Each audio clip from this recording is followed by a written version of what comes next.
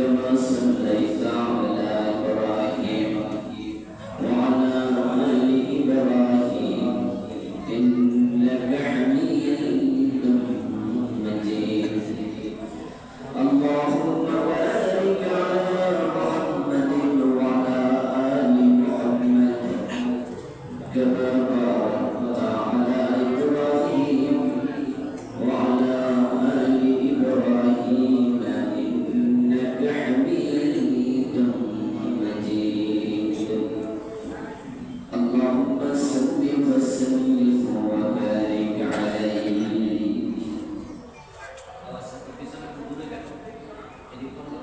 দিচ্ছি এখানে একটা দিচ্ছি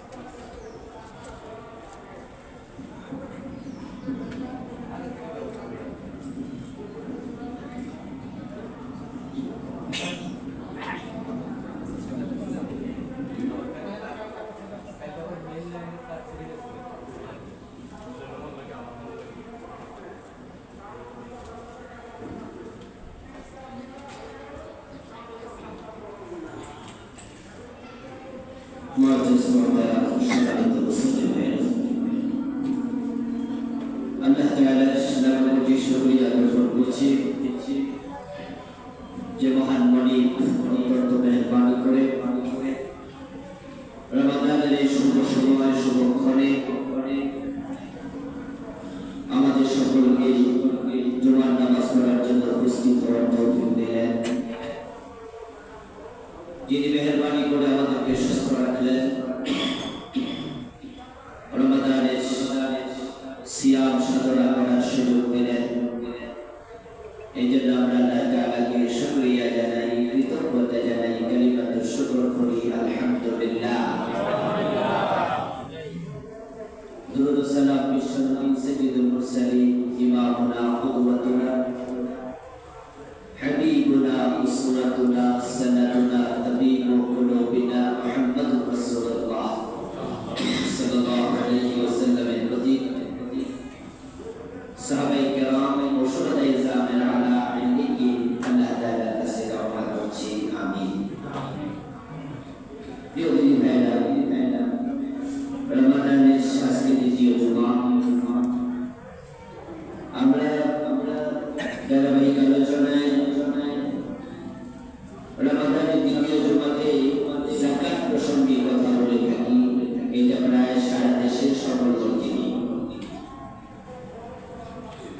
তাই অংশ হিসাবে ইনশাআল্লাহ আমরা আজকে যাকাত প্রসঙ্গে কিছু কথা বলবো ওয়া তাওফীকি ইল্লা বিল্লাহ রমাদানে আমরা যাকাত নিয়ে এই জন্যই কথা বলি যদিও যাকাত রমাদানে ফরজ এমন ইবাদত নয় যাকাত হচ্ছে বছরের পর ফরজ যারা সম্পদশালী তাদের উপর সেটা সম্পদ যখন থেকে কারো হস্তগত হবে সেটা যখন গিয়ে 1 বছর পূর্ণ হয় তখনই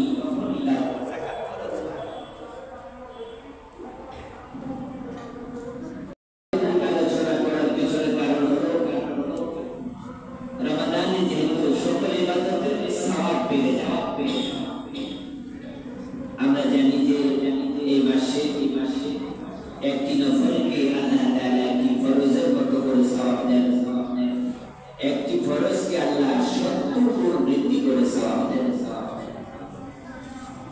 তো রমাদানে যাকাত আদায় করে সওয়াবের ক্ষেত্রে প্রবৃদ্ধি হয় সেজন্য আমরা রমাদানে যাকাত প্রসঙ্গে আলোচনা করে থাকি যাকাত হচ্ছে ইসলামের দ্বিতীয় খুঁটি পাঁচ খুঁটির একটি এবং সেটা মাঝের খুঁটি আমাদের হাতের আঙুলের দিকে তাকালেও আমরা দেখবো এটা মাঝেরটা এটা মাথা উঁচু করে আছে একটি তাবু যদি আপনি দাঁড় করাতে চান চারদিকে চারটি খুঁটি দিলেন তাবুটি পরিপূর্ণরূপে মাথা তুলে দাঁড়াবে না যদি মাঝখানে খুঁটিটা না দেন ইসলাম হচ্ছে এমন একটি ধর্ম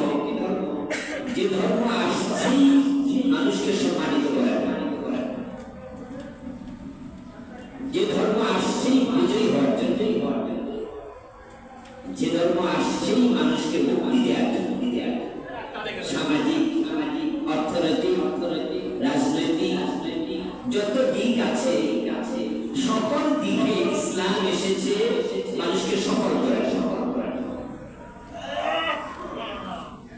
জাকাতকে ইসলাম মাসে ছুটি করেছে এই জন্য, যে সমাজে জাকাত ভিত্তিক অর্থ ব্যবস্থা চালু হয় সে সমাজে দারিদ্রতা থাকতে পারবে না।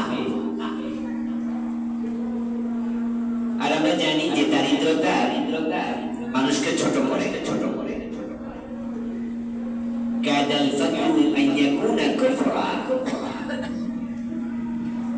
দারিদ্রতা কখনো কখনো মানুষকে কুফরি পর্যন্ত নিয়ে যায়। বাংলায় প্রবাদ আছে, অভাবে স্বভাব নষ্ট। ইসলাম জাকাতকে এস্টাবলিশ করতে চায় সমাজে যেন অভাব না থাকে।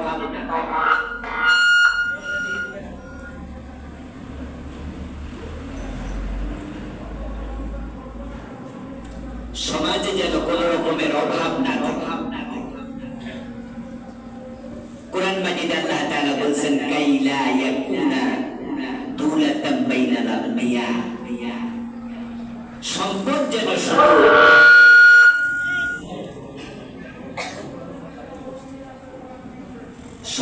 যেন শুধু ধনীদের হাতে পুঞ্জীবিত না থাকে। আল্লাহ তাআলা এর জন্য যাকাত ফরজ করেছেন। যখন কারো কাছে সম্পদ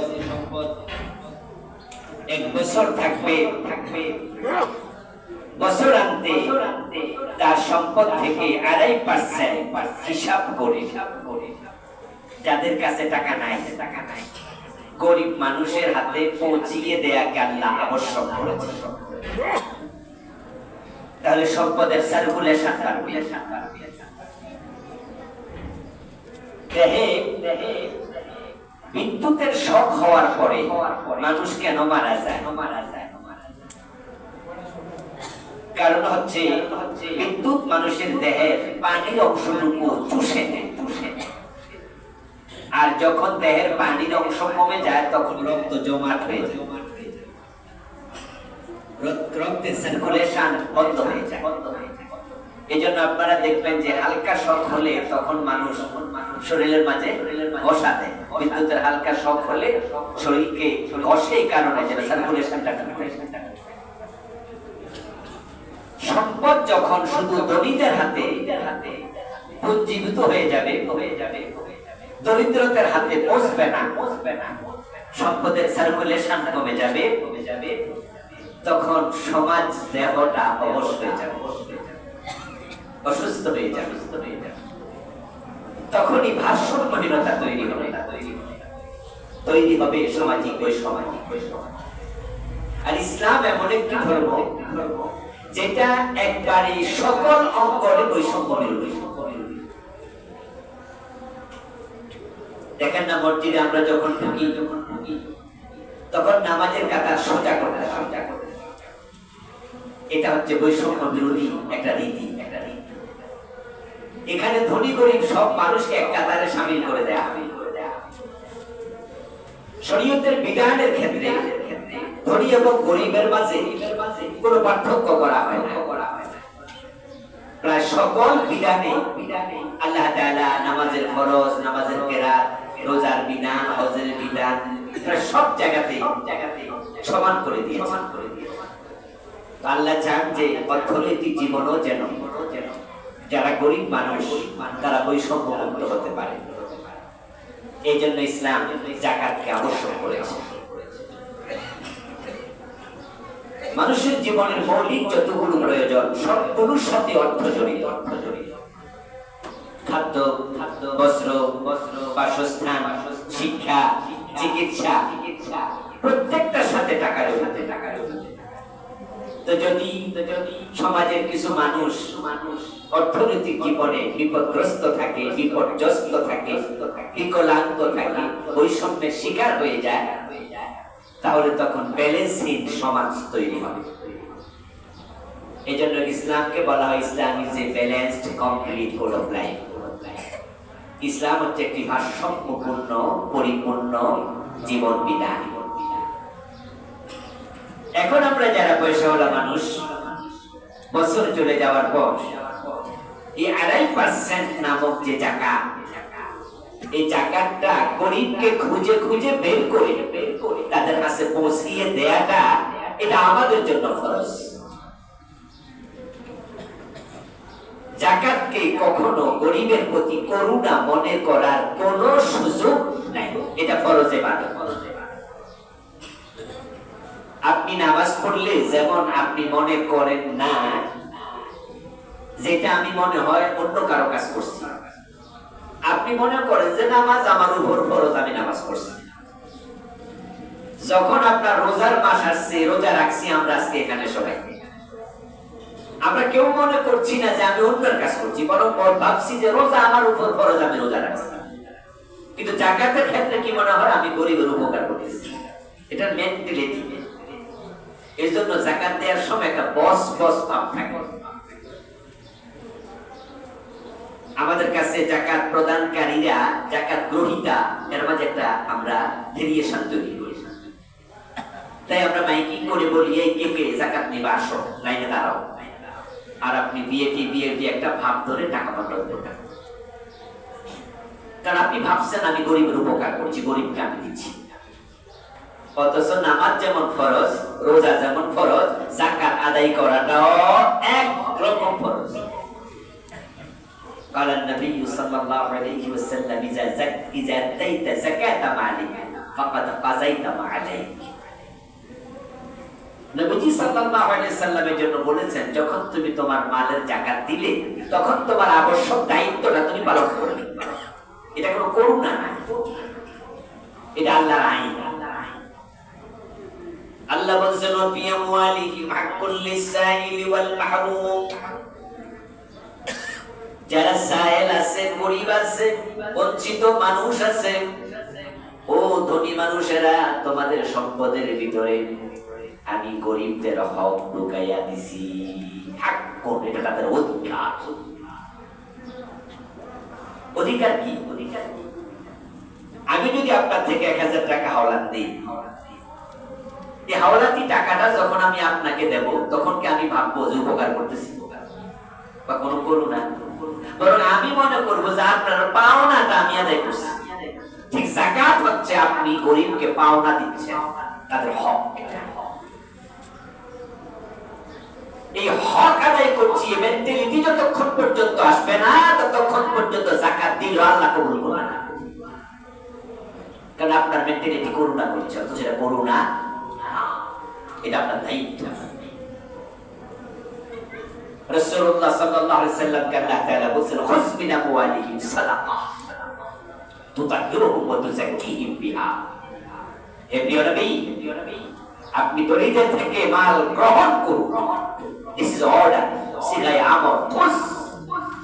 আপনি ওদেরকে বলেন এই টাকা দাও।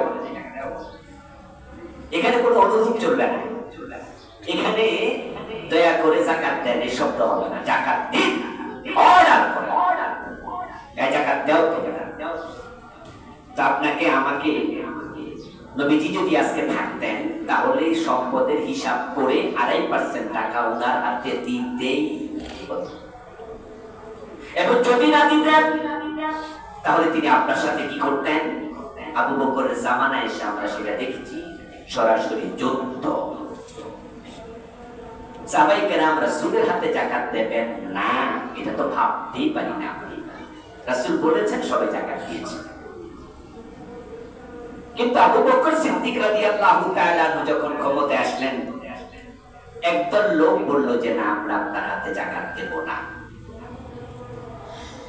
আবু বকর সিদ্দিক রাদিয়াল্লাহু তাআলা সাথে সাথে বললেন, লা উকাতিলান্না মান ফাররাক বাইনাস সালাতি ওয়াজ যাকাত ফাইন্নাজ যাকাতা হাক্কুল মাল। যারা নামাজ পড়তে রাজি, যাকাত দিতে রাজি নাই, আমি আবু বকর সিদ্দিক তাদের সাথে যুদ্ধের ঘোষণা দিলাম। যাকাত হচ্ছে সম্পদের হক, এটা দিতেই হবে। হযরত ওমর রাদিয়াল্লাহু তাআলা আবু বকরের সিরিয়াসনেস দেখে স্ট্রং ঘোষণা, যুদ্ধ যুদ্ধ।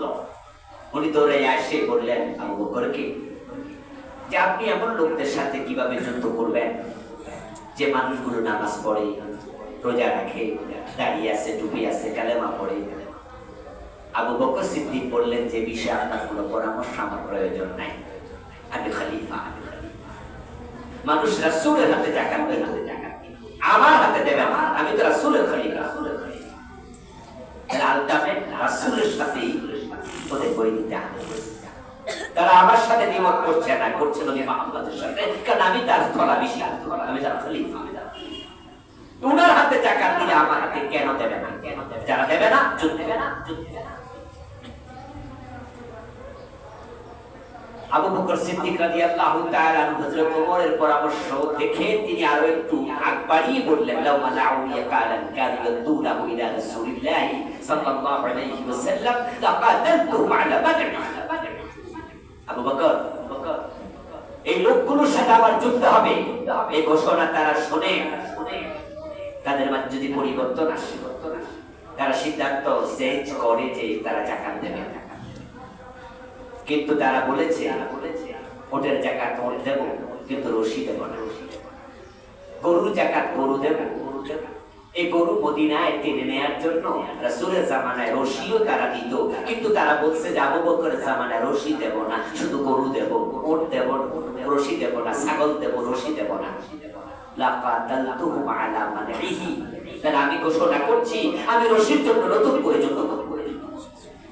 রাসূলের ইসলাম যা, আমার ইসলাম যা, আপনি এর চলবে না। যাকাত দেবে না, যুদ্ধ হবে না, হ্যাঁ যুদ্ধ হয়েছিল। যারা মুনকিরিন যাকাত ছিল, আবু বকর সিদ্দিক রাদিয়াল্লাহু তাআলা তাদের সাথে যুদ্ধ করেছেন তলোয়ার নিয়ে। তাহলে যদি আজকের বাংলাদেশে আবু বকর জীবিত থাকতেন, আর আপনারা যারা যাকাত দিচ্ছেন না, আবু বকর সিদ্দিক আপনাদের সাথেও যুদ্ধ করতেন। আর আবু বকর সিদ্দিক রাদিয়াল্লাহু তাআলা এবং হযরত ওমর পরে আবু বকরের পক্ষ নিয়েছেন। আবু বকর সিদ্দিকের স্ট্রং ঘোষণা শুনে ওমর রাদিয়াল্লাহু তাআলা বলেছেন, ফাআলিমতু আন্নাল্লাহ কাদ শাররা সাদরা আবি বকর লিল হক। আবু বকরের দৃঢ়তা দেখে আমি বুঝেছি যে আল্লাহ ইসলাম বুঝার জন্য আবু বকর অন্তরকে সেদিন খুলে দিয়েছিলেন। আবু বকর ঠিক সিদ্ধান্ত নিয়েছিলেন, কারণ তারা আজকে যাকাত দিতে অস্বীকার করবে, কালকে নামাজ অস্বীকার, পরের দিন হজ অস্বীকার। ইসলামের রাসূল যেভাবে যাহা করে গেছেন এর বাইরে যাওয়ার কোন অধিকার কোন মানুষের কিয়ামত পর্যন্ত নাই। যাকাত হচ্ছে মালের হক। এখন কোন ব্যক্তি যদি যাকাত না দেয়, তাহলে আল্লাহ তাআলা কিয়ামতের দিন তাকে লাঞ্ছিত করবেন পৃথিবীর মানুষের সঙ্গে। যাকাত এমন একটি ইবাদত যেটার শাস্তি হবে হাশরের ময়দানে, আর অন্য অন্য অপরাধের শাস্তি হবে জাহান্নামে। নামাজ পড়েননি, আল্লাহ যদি চান আপনাকে শাস্তি দিতে, তাহলে তিনি শাস্তি দেবেন দোজখে নিয়ে। রোজা রাখেননি, আল্লাহ যদি আপনাকে ক্ষমা না করেন, শাস্তি দিতে চান, শাস্তি দেবেন জাহান্নামে নিয়ে। কিন্তু আপনি যাকাত দেন, যাকাতের শাস্তিটা আল্লাহ জাহান্নামে নেওয়া পর্যন্ত অপেক্ষা করবেন না, বরং জাহান্নামে না নিয়ে হাশরের ময়দানে মানুষের সামনে শাস্তি শুরু করে দেবেন। কারণ নামাজ আল্লাহর হক, তিনি গোপনে দেবেন জাহান্নামে। রোজা আল্লাহর হক, নষ্ট করেছেন তিনি শাস্তি দেবেন জাহান্নামে। কিন্তু যাকাত হচ্ছে গরিবের হক, এজন্য আল্লাহ মানুষের সামনে শাস্তি দিয়ে বুঝাবেন, তোমাদের হক যারা নষ্ট করেছে, দেখো তোমাদের সামনে আমি তার প্রতিশোধ দিচ্ছি। আল্লাহ তাআলা কোরআন মাজিদে বলেছেন, الذين يكنزون الذهب والفضة ولا ينفقونها في سبيل الله فبشرهم بعذاب أليم।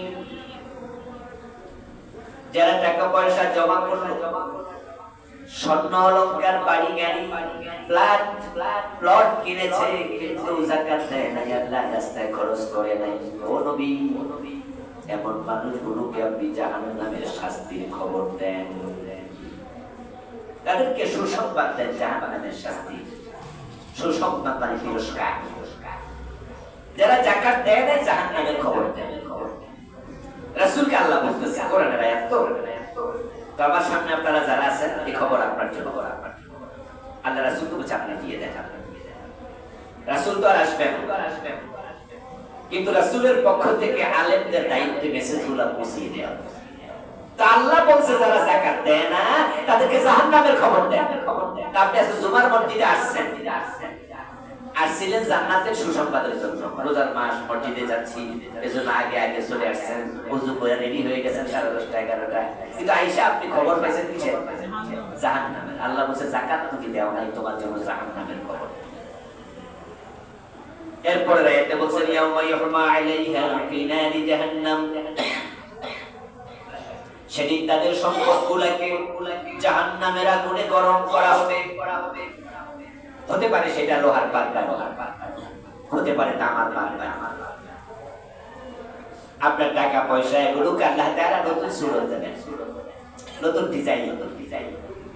তারপরে জাহান্নামের আগুনে গরম করবেন, টকটকে লাল যখন হয়ে যাবে ফাতাকুয়া বিহা জিবাহুম ওয়া যুনুবুহুম ওয়া যুহুরুহুম।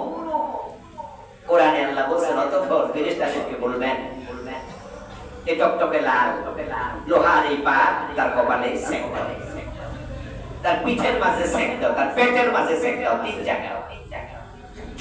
কপাল, পেট এবং জিবাহুম ওয়া যুনুবুহুম ওয়া যুহুরুহুম। আল্লাহ কোরআনে 3টা জায়গাকে চিহ্নিত করলেন, কপাল, পিঠ, পেট, 3 জায়গায় সেক দেবে। আর ফেরেশতাদেরকে বলবে এবার তাদেরকে বলো ফাযুকু মা কুনতুম তাকনিজুন, দুনিয়ায় তুমি যে কৃপণতা করছো, সম্পদ জমাইছিলা, যাকাত দেও নাই, আজকে তোমার সম্পদের স্বাদ তুমি গ্রহণ করো। হাশরের ময়দানে মানুষের সামনে কাজ করা হবে।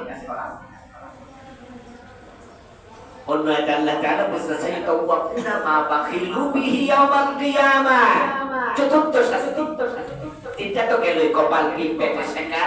4 নাম্বার হচ্ছে তাদের এই সম্পদ তাদের গলার মাঝে ঝুলিয়ে দেয়া হবে। আপনার সম্পদ আপনার গলায় ঝুলাবে। ফুলের মালা বানাইয়া, না জুতার মালা বানাইয়া, না রশি বানাইয়া, না কি বেড়ি, ডান্ডা বেড়ি, আমরা জানি না। কোরআনে এটা বলা হয় না। আল্লাহ কোরআনে বলছে গলায় ঝুলাবে। নবীজি আবার বলছে কি ঝুলাবে শোনো, মান আতাহুল্লাহু মালান ওয়া লাম ইউতি যাকাতাহু মুসলা লাহু মালুহু ইয়াওমাল কিয়ামাতি শুজাআন আকরা। রাসূল বলেন যাকে আল্লাহ সম্পদ দিয়েছিলেন সে সম্পদের যাকাত দেয়নি, তার মালগুলাকে, সম্পদগুলাকে নিষ্ঠর সাপ বানানো হবে। তাহলে কি বানায় ঝুলাবে? সাপ বানিয়ে। রাসূল বলেন সাপ বানিয়ে। লাহু যাবিবাতান, যেই সাপের মাথা থাকবে, কপাল থাকবে, মুখ থাকবে, দুটা চেহারা বিশিষ্ট সাপ। ثم يأخذ بلازمتيه يعني شدقيه فيقول أنا مال أنا كنز। নবীজি এবার ব্যাখ্যা করছেন ওই সাপ 2 মাথা বিশিষ্ট হবে। যে যাকাত দেয় নাই তার গলার মাঝে ঝুলানোর পর কপালের 2 পাশে ওই সাপ সবর মারতে থাকবে মানুষের সামনে। সাইয়ুতাওয়াকুনা মা বাখিলু বিহি ইয়াওমাল কিয়ামা। সরাসরি কিয়ামত শব্দ এখানে, কিয়ামতের দিন। এখনো জাহান্নামে নেয় নাই, মানুষের সামনে শুরু হয়ে গেছে। আপনাদের বিবেকের কাছে আমার জিজ্ঞাসা, প্রশ্ন, যে মানুষের পিঠে, পেটে, কপালে জাহান্নামের আগুনের শেখা, গলার মাঝে সাপ, কপালের 2 পাশে সবর মারছে হাশরের ময়দানে, ওই লোক কি জান্নাতি মানুষ? এই বেজ্জতি যাকে আল্লাহ করবে সে জান্নাত করবে। এমন বেজ্জতি যারা করবে মানুষের সামনে সে জান্নাতি হবে। এই শাস্তিটা হবে একটা অপরাধের জন্য। সে অপরাধটা কি? যাকাত না দেয়া, নামাজ ছেড়ে দেয়া না। এই অপরাধ নামাজি বেনামাজির জন্য না, বেরোজগারির জন্য না, যে হজ করে নাই তার জন্য না, যে জেনা করছে তার জন্য না, যে মদ খাইছে তার জন্য না, যে সুদ খাইছে এই শাস্তি তার না। পেটে পিঠে কপালে শেখা আর গলার মাঝে সাপ বানায় ঝুলাবে, একটা অপরাধে, সে অপরাধটার নাম কি? যাকাত না দেয়া। এখন আপনারা আমার সামনে যারা আছেন আজকে মসজিদে, আত্মসমালোচনা করুন তো, আপনি কি এই শাস্তির অধীনে আছেন? যদি থাকেন তাহলে যাকাত দেওয়ার ব্যাপারে আপনাকে আজকে তাওবা করে নতুন সিদ্ধান্ত নিতে হবে যে আমি আর ওই অপরাধীর কাতারে থাকতে চাই না। আজকে সিদ্ধান্ত নিতে হবে যে আমি যাকাত দেব। আমার বন্ধু, যদি আপনি যাকাত দেন তাহলে আল্লাহ তাআলা আপনার উপরে তো খুশি হবেন। কোরআনে বলছে, নবী তুতাহিরুহুম ওয়া তুযাক্কিহিম বিহা। আপনি যখন যাকাত নেবেন, যাকাত নেওয়ার মাধ্যমে মানুষগুলোর মাল আল্লাহ পবিত্র করে দেবে। আপনি যাকাত দিয়ে তাদের মাল পবিত্র করে দেবেন। মানুষ যখন যাকাত দেয় তখন তার সম্পদকে আল্লাহ পবিত্র করে, এটার অপবিত্র থাকে না।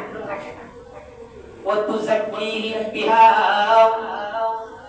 ও নবী, মানুষ যখন আপনার কাছে যাকাত দেবে তখন যাকাত দেওয়ার কারণে আল্লাহ তাআলা তাদের সম্পদ আরো বাড়াইয়া দেবে। যাকাত শব্দের অর্থ পবিত্রতা, যাকাত শব্দের অর্থ বেড়ে যাওয়া। এই আয়াত থেকে মৌলিক দুটি অর্থ ওলামায়ে কেরাম বলেন, ফুকাহায়ে কেরাম বলেন। তো তাহবীর মানে পবিত্র হয়, যাকাত অর্থ পবিত্রতা। মানুষ যখন যাকাত দেয় তখন এই মালের পবিত্রতার আরেকটি অর্থ হলো আল্লাহ নিজে ধ্বংস থেকে মালকে হেফাজত করে। অপবিত্রতা মানে ধ্বংস হওয়া, অপবিত্রতা মানে অপবিত্র। এজন্য নবীজি বলছে, হাসিনু আমওয়ালাকুম বিযাকাত। ও দুনিয়ার মানুষেরা, তোমরা তো তোমাদের টাকা লকারে রাখো, ব্যাংকে রাখো, স্বর্ণ গহনা কিনে আলমারিতে রাখো। এক সময় মানুষ কলসির ভিতরে ভরে টাকা মাটির নিচে রাখে, চুরি যেন না হয়। আল্লাহ রাসূল বলেছে, হাসিনু আমওয়ালাকুম বিযাকাত। আমি নবী পরামর্শ দেই, যাকাত দেওয়ার মাধ্যমে মালকে তুমি সংরক্ষণ করো, সংরক্ষণ করো, বিপদ থেকে হেফাজত করো। এর মানে হচ্ছে সম্পদ লকারে রাখলে, ব্যাংকে রাখলে যেমন তুমি নিশ্চিন্ত থাকো, যাকাত দিলে আল্লাহ নিজ দায়িত্বে তোমার মাল হেফাজত করবে। তোমার মাল তুমি যাকাতের মাধ্যমে সংরক্ষণ করো। আরেক হাদিস বলছে, দাউ বারদাকুম বিসাদাকা। তুমি যে গরিবকে দিচ্ছ, ভেবো না এর ফিডব্যাকে আল্লাহ তোমাকে কিছু দেবে না, বরং আল্লাহ হচ্ছে অনেক সর্দার, যিনি কারো কাছে কখনো ঋণী থাকেন না। এজন্য মানুষ যখন কিছু দেয় তখন আল্লাহ সাথে সাথে 10 গুণ দেয়। সুবহানাল্লাহ পড়ে। সেই কোনো কাজ আল্লাহ ঋণী থাকে না। স্বাভাবিক ঋণী থাকে তো সেই যার অভাব আছে।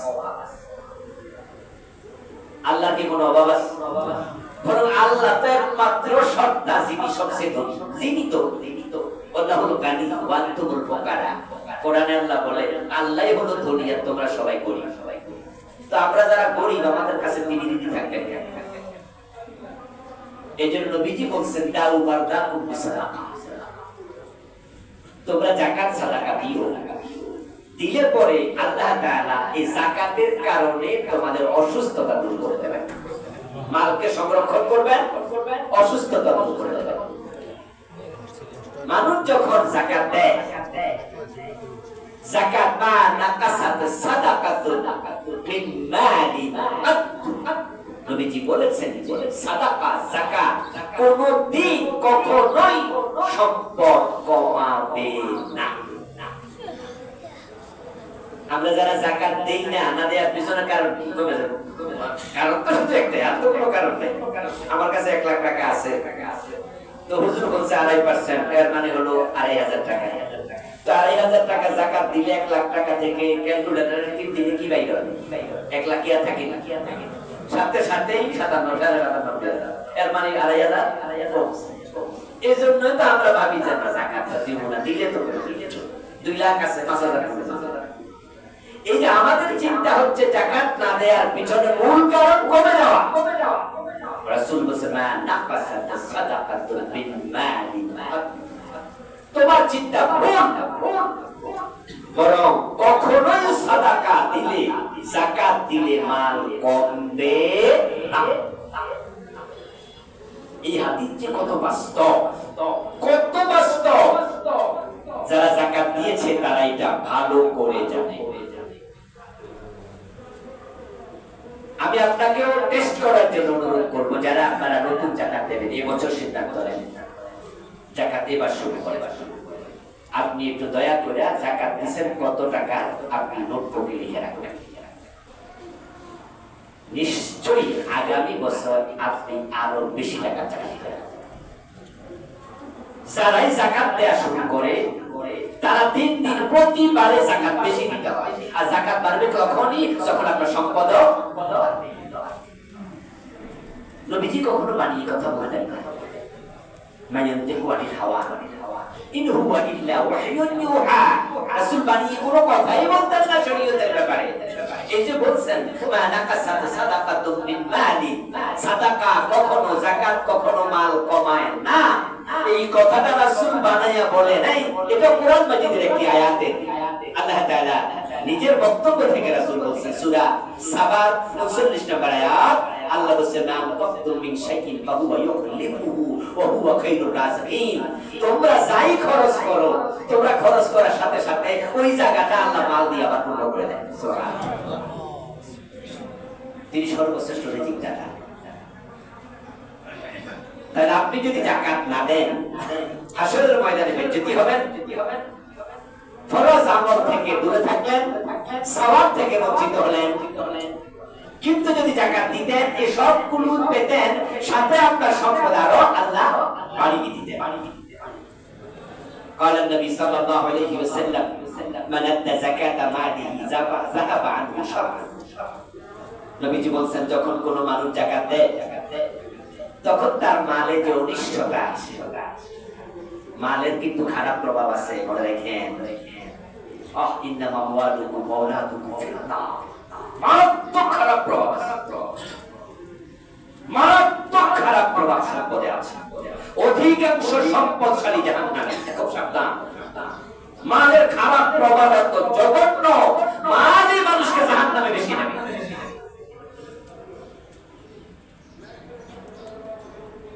যখন সম্পদ বেড়ে যায় মানুষ অহংকারী হয়ে যায়, যখন সম্পদ বেড়ে যায় মানুষ বেপরোয়া হয়ে যায়, যখন সম্পদ বেড়ে যায় অপচয় বেড়ে যায়, যখন সম্পদ বেড়ে যায় তখন মানুষের গুনাহ বেড়ে যায়। মালের এত জঘন্য প্রভাব যে মাল আপনাকে জাহান্নামী বানিয়ে ছেড়ে দিতে পারে। কিন্তু রাসূল বলেছেন যখন যাকাত দেবে মালের খাওয়া খারাপ প্রভাব আল্লাহ নিজ থেকে দূর করে।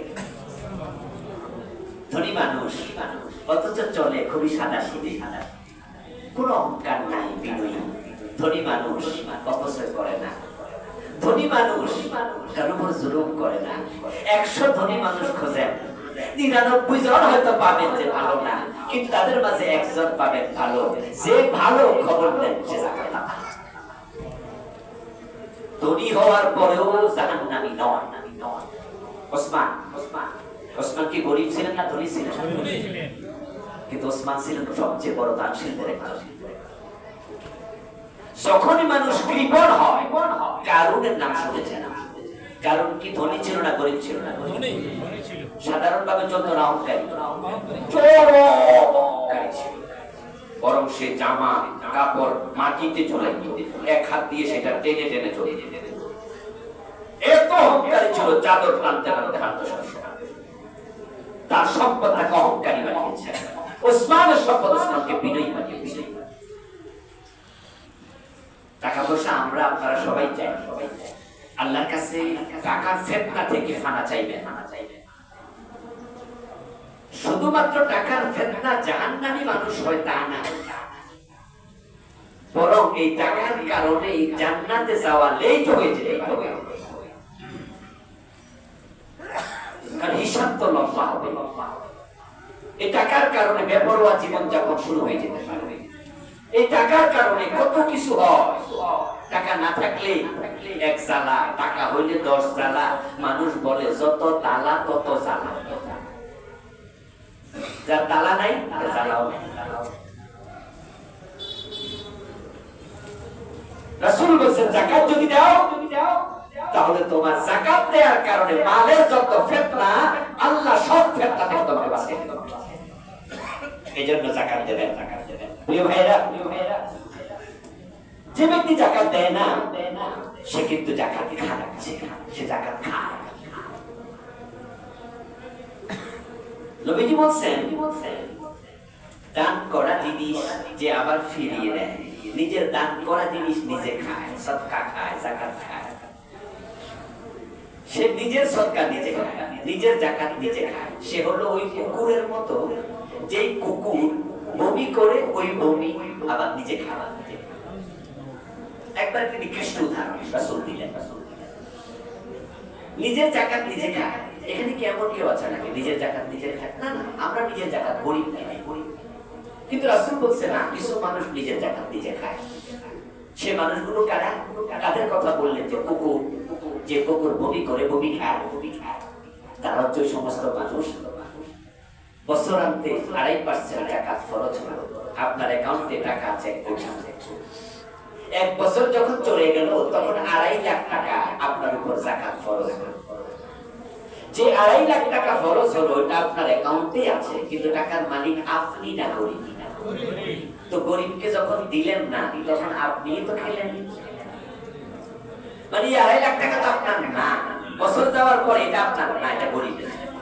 তো গরিবেরটা গরিবকে না দিলেন, আপনার অ্যাকাউন্টে রেখে দিলেন, তাহলে নিজের যাকাত নিজে খাইলাম। সেই কুকুরের মতো যে কুকুর বমি করে নিজে বমি করে। এমন লোক এখানে আছে? যদি থাকেন আজকে ঠিক হয়ে যাবে। এখনই যাকাত আদায় করার রীতিটা হলো ব্যক্তি যাকাত দেবে না,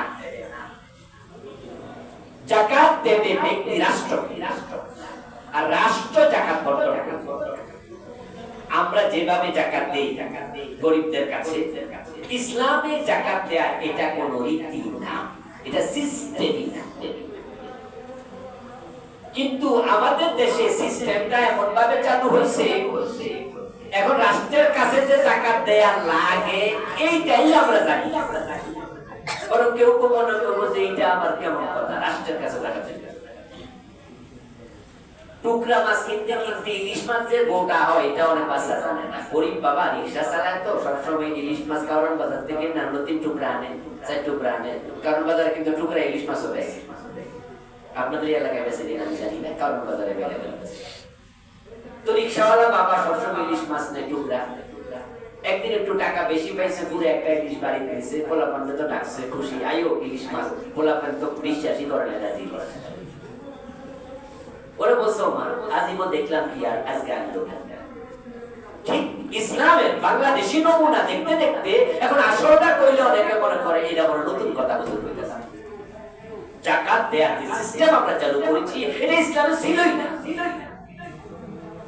আল্লাহ বলেন আল্লাযীনা ইমাক্কানাহুম ফিল আরদি আকামুস সালাতা ওয়া আতাউজ যাকাতা ওয়া আমারু বিল মা'রুফি ওয়া নাহাউ আনিল মুনকার। যখন আমি মুসলমানদেরকে কোন ভূখণ্ডে রাজত্ব দেব, কোন মুসলমান প্রেসিডেন্ট হবে, প্রধানমন্ত্রী হবে, শাসন ক্ষমতা পাবে, তখন আমি আল্লাহ দেয়া 4টা দায়িত্ব সে পালন করবে। 1 নাম্বার, সে নামাজ রাষ্ট্রীয়ভাবে আইন করে কায়েম করবে। রাষ্ট্র বলে দেবে আযান হবে, দোকান বন্ধ, সকল বালেগ মুসলমান নামাজ পড়িতেই হবে। রাষ্ট্র বিধান জারি এবং রাষ্ট্র যাকাত আদায় করবে, রাষ্ট্র আইন করে দেবে। যাকাত বছরের শেষে 2.5% হিসাব করে করে দাও। আবু বকরের মতো যাকাত যদি না দাও তাহলে তলোয়ার নিয়ে হাতে যুদ্ধ করা লাগবে। আচ্ছা, বাংলাদেশ গভর্নমেন্ট যদি আমাদেরকে যাকাত দিতে বাধ্য করে আইন করে, আর যে যাকাত দেবে না তাকে বলে ধরে জেলে ঢুকাও। আমরা যদি রাষ্ট্রের সাথে লাগতে যাই, তাহলে কি আমরা পারবো? যেমন এই যে আমরা ট্যাক্স দিই, ঠিক আজকে আমার সামনে যারা আছেন ট্যাক্সে ফাঁকি দিচ্ছেন, আচ্ছা আপনারা যদি এনপিআর কল করেন না যায় পারবেন, দুদক ডাকলে আমার যদি ডাক আমি শুধরে যাবো, তার মতো শুধরে বরং আমরা যদি বলেন যে আপনি আসেন হিসাব দিয়ে আসেন, আমি তো রাতে ঘুম পাবেন না, পারবো না আল্লাহ। রাষ্ট্র যদি বলতে জাকাত না দিলে তাহলে আমরা জাকাত দিতে বাধ্য হতাম।